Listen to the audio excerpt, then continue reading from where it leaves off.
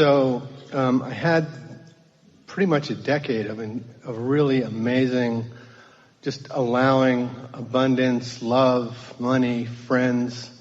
So what you're saying to us is your observation of your environment and calibrating to that positive environment perpetuated it. I am saying that, and the challenge that I have found recently is that I'm judging my current place by other people's vision. This is exactly what we were talking about earlier, that when you calibrate to the good stuff, then you have that tendency to calibrate to the bad stuff too.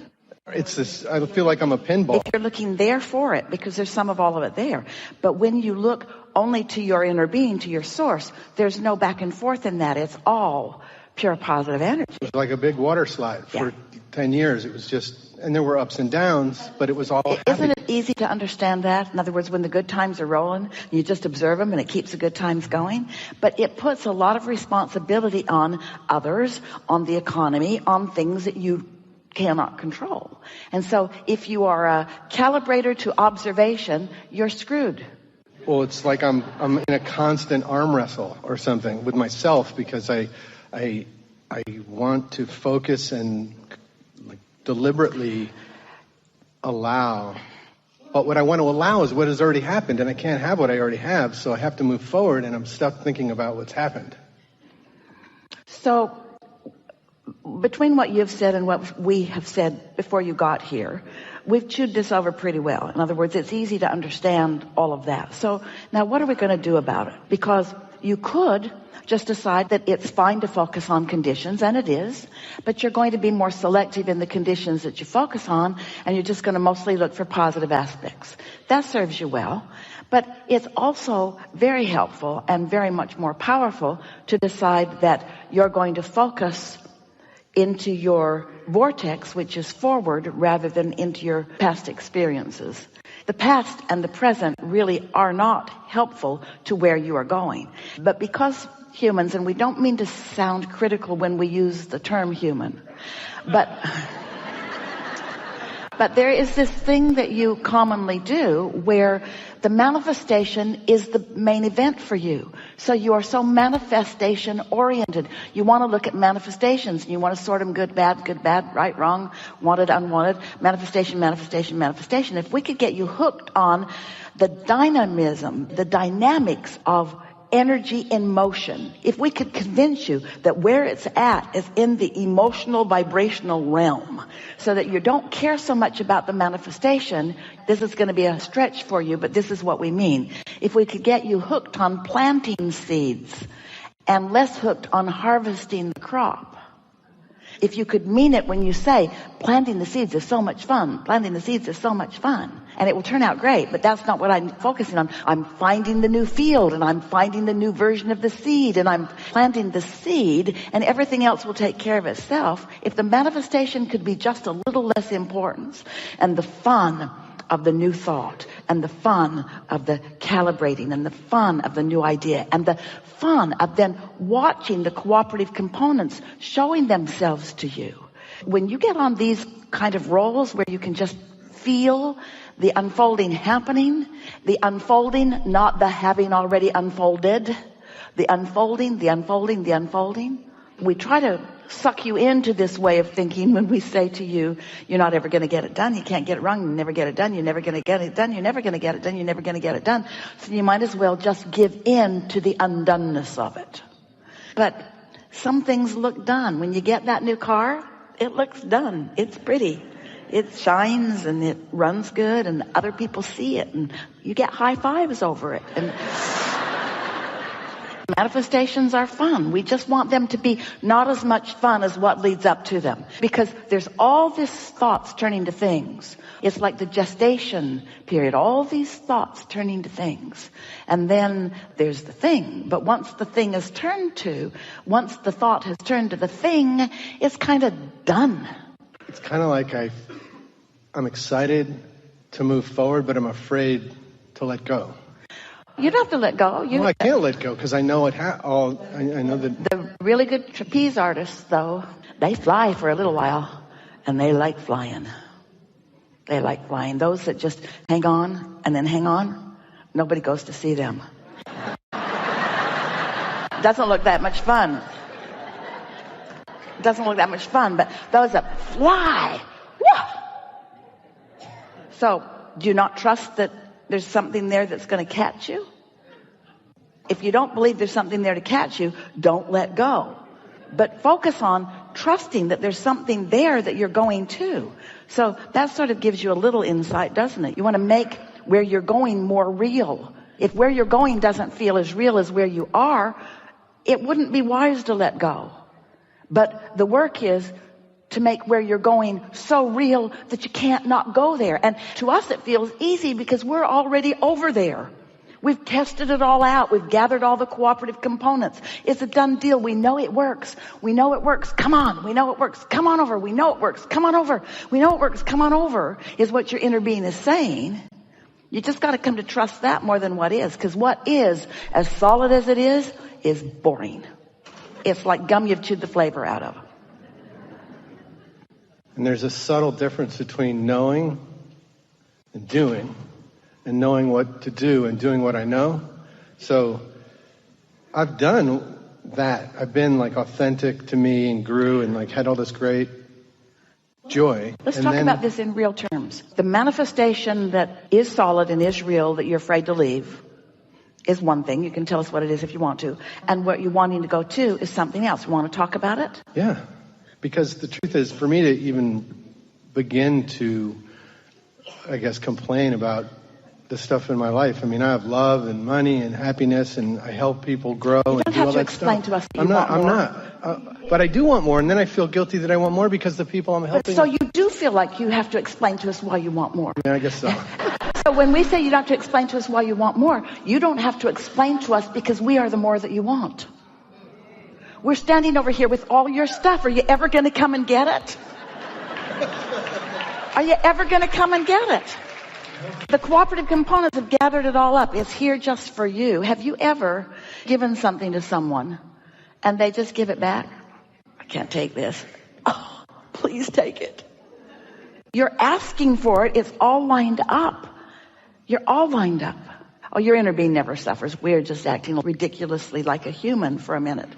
Because we've enjoyed every bit of the unfolding of all of it. And the unfolding is still occurring. You ought to get in on the fun of what you've created.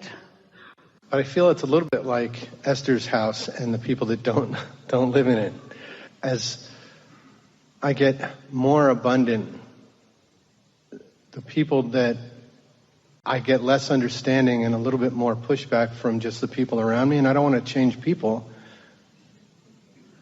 So I'm stuck. You know what helps? What helps is to not push back at them, but to understand them. Just understand where they're coming from. They're not poverty conscious, focused on purpose. They're not doing it deliberately. They don't mean to be jealous. They don't mean to try to rationale against you and for themselves. It comes back to what we were talking about earlier. It is the trying to harmonize and the not yet having tasted the deliciousness of the true harmony and calibration with the whole of who you are. It's one thing to harmonize with conditions and humans that you have some vibrational matches to, but it's a whole other thing to harmonize with the whole of who you are. It's the difference between exaltation and a good time. It's big. It's the difference between a firecracker and an atomic bomb. The relationship is so huge. And what it really comes down to, we've said it in lots of ways. Some of them don't sound that kind, but we always mean them to be kind. You just can't care what somebody else thinks because they don't have the capacity to see what you're seeing. One of the greatest ironies of the current state of the human condition is that almost everyone wants abundance and almost everyone condemns it when they see it. It's like almost all women want to be skinny and they almost all condemn it when they see it. Almost all women want really beautiful handbags, but they condemn them when they see them. You know what she paid for that? That's ridiculous. I could feed my family for a week on that. You cannot push against what you want to attract. And so... How do you stop pushing when I didn't notice I was pushing? That's the best question in the world. I know you just stop. Well, the thing is, you can't stop doing something. because the law of attraction won't let you. You can just start doing something else because you can't do that and that at the same time.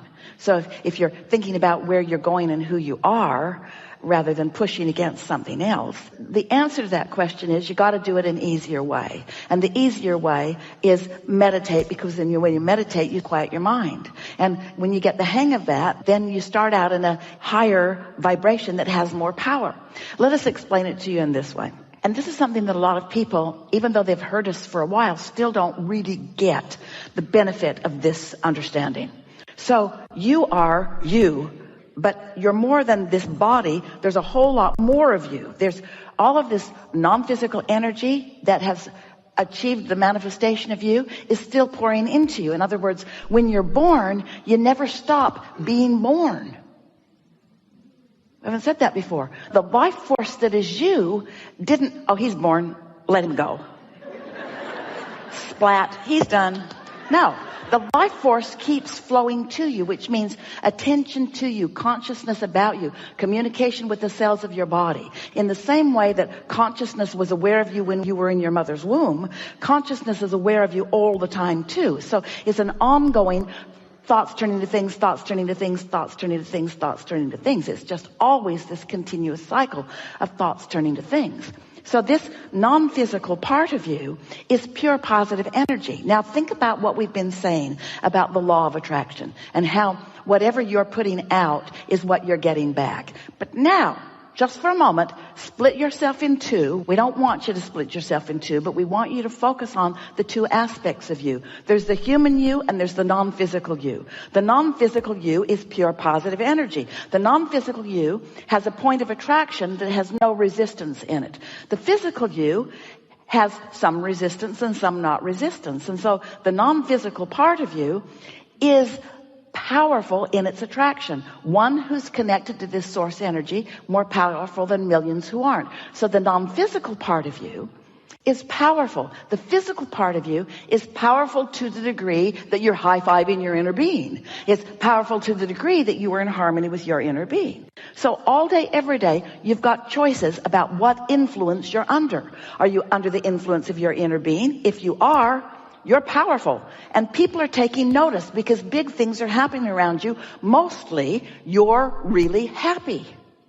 But if you are like most humans and instead focused on this condition and what this person thinks and what this person thinks and what this person thinks, then you're indeliberately or deliberately, usually indeliberately, introducing into your vibrational equation a bunch of resistance that's slowing you way down. Now, that would be fine if you weren't asking for things and your inner being weren't calling you. If your inner being weren't calling you, your reluctance to go wouldn't bother you.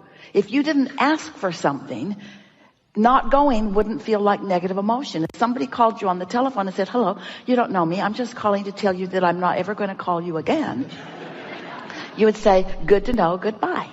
You wouldn't suffer over it. If somebody that you care about were to give you that information, you would suffer. And so your inner being is calling you toward what you have asked for, what you are asking for, toward your current dynamic, active creations that are underway. You have so many active creations that are underway, and your inner being is calling you. So it really sort of comes down to, we're just going to be blunt about this.